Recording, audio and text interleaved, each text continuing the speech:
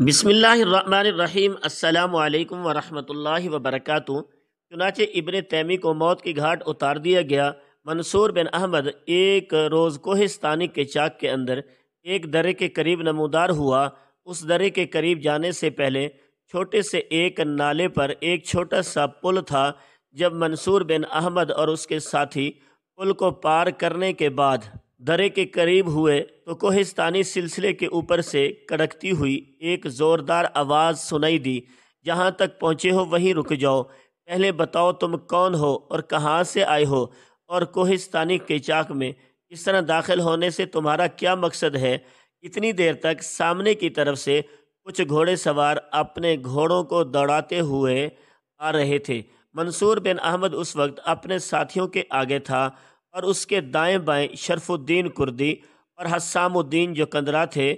سامنے کی طرف سے آنے والے قریب آ کر سوال کرتے ہیں، پھر بلند آواز میں مخاطب کر کے کہنے لگے، تم کون ہو، کہاں سے آئے ہو؟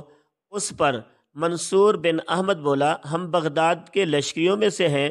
بغداد کے نواح میں ہم نے پہلے اپنے سالار اعلیٰ فتح الدین داود کی کمانڈری میں ہلاکو سے جنگ کی، اسے بدترین شکست دی۔ پھر ہمارے کچھ ساتھیوں نے احمقانہ قدم اٹھایا، ہمارے سپر سالار اعلیٰ فتح الدین ہلاکو کو شکست دینے کے بعد اس کا تعاقب کرنے سے منع کیا، لیکن ہمارے لشکریوں نے تعاقب کیا، جس کی بنا پر ہلاکو نے اپنی لشکریوں کو دو حصوں میں تقسیم کر کے ایک کو سائے رکھا اور دوسرے کو ہماری پشت کی طرف بھیجا، جو حملہ آور ہو کر ہماری شکست کا باعث بن گیا۔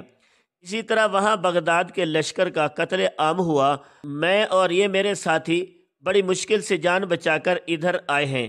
ہم لوگوں کا مقصد اور مدعا فرا تتار قبائل میں شامل ہونا ہے، شامل ہو کر ہلاکو خان کے خلاف صف آرا ہونا ہے۔ بغداد اب تک فتح ہو چکا ہوگا اور وہاں کے جو قتل عام کیا ہوگا اس کی مثال کہیں نہیں ملے گی۔ یہاں تک کہنے کے بعد منصور بن احمد جب خاموش ہوا، تب سامنے آنے والے سواروں میں سے ایک پھر بولا اور کہنے لگا، یہ تمہارے ساتھ اتنے فالتو گھوڑے ہیں، یہ تم نے کہاں سے حاصل کیے ہیں؟ گھوڑوں کے ساز بتاتے ہیں کہ یہ گھوڑے ان کے ساز و سامان اور ان پر لدا ہوا سامان منگولوں کا ہے۔ منصور بن احمد نے وحشی لہجے میں کہنا شروع کیا، میرے عزیز، تیرا کہنا درست ہے۔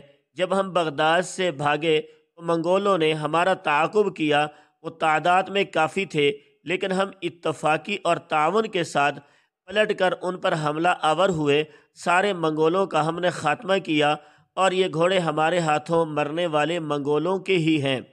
اس پر سامنے کی طرف سے آنے والوں نے صلاح مشورہ کیا۔ اس کے بعد ایک بولا اور کہنے لگا، ہمارے ساتھ آؤ، ہم تمہیں اپنے سردار لوئی تاشی اور نائب سالار ینگ خان کے سامنے پیش کرتے ہیں۔ چنانچہ منصور بن احمد اور اس کے ساتھی اور ان کے پیچھے پیچھے ہو لیے۔ درے میں سے گزرنے کے بعد چند میل وہ آگے گئے۔ اس کے بعد ایک جگہ انہیں روک دیا گیا۔ تھوڑی دیر بعد دو جوان اور توانا اشخاص سامنے کی طرف سے نمودار ہوئے۔ قریب آ کر انہوں نے اپنا تعارف کرایا۔ ان میں سے ایک فرا تتار قبیلے کا سردار لوئی تاشی اور دوسرا اس کا نائب ینگ خان تھا۔ لوئی تاشی جب اپنا اور اپنے نائب کا تعارف کروا چکا تھا، تب منصور بن احمد اور اس کے ساتھیوں کو مخاطب کر کے کہنے لگا، بغداد میں جو تم پر گزری ہے، میرا ایک ساتھی مجھے اس کی تفصیل بتا چکا ہے۔ تم نے منگولوں کے ایک لشکر پر حملہ آور ہو کر گھوڑے اور سامان پر قبضہ کر لیا ہے، اور تمہاری یہ کارگزاری ہمارے لیے اطمینان اور خوشی کا باعث ہے۔ پہلے یہ بتاؤ کہ کیا تم میں تمہارا کوئی سالار بھی ہے؟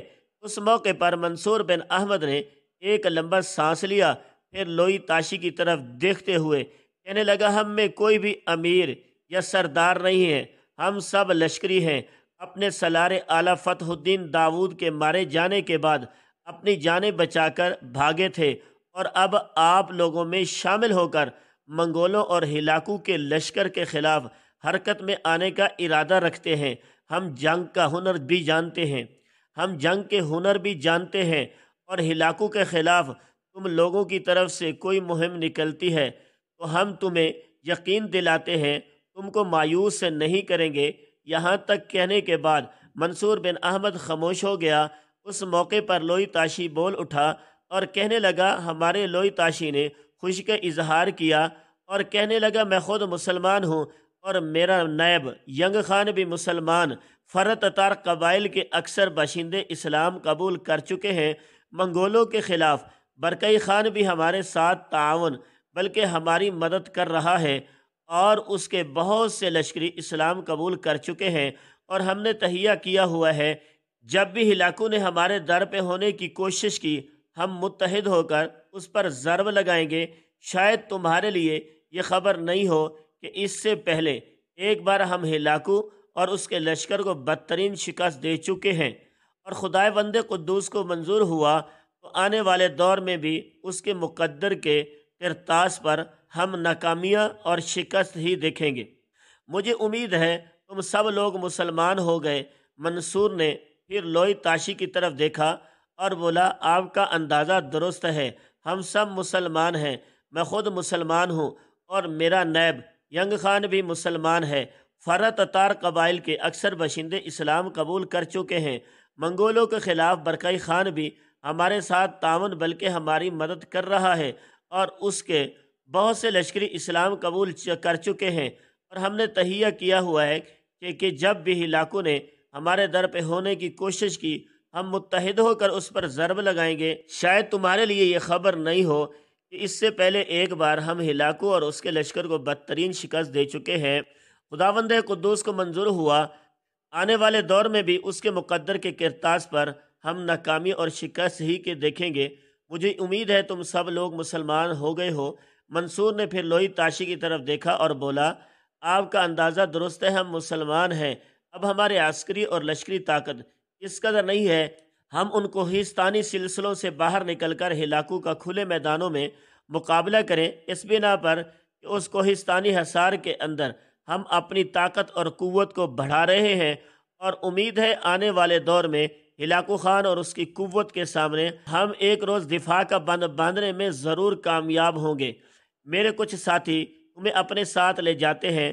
برکئی خان نے ہمارے لیے بہترین بستیاں آباد کر دی ہیں، اور یوں جانو ہمارا ایک شہر ہے جسے برکئی خان نے آباد کیا ہے، اس کے اندر بازار اور دکانیں ہیں، بہت سی رہائش گاہیں ہیں، ابھی تک خالی پڑی ہیں، اس لیے کہ برکئی خان نے کافی حد تک فالتو رہائش گاہیں تعمیر کرا دی تھی۔ لہذا میرے کچھ ساتھی آپ لوگوں کے ساتھ جائیں گے اور آپ لوگوں کو رہائش گاہ کا انتظام کریں گے۔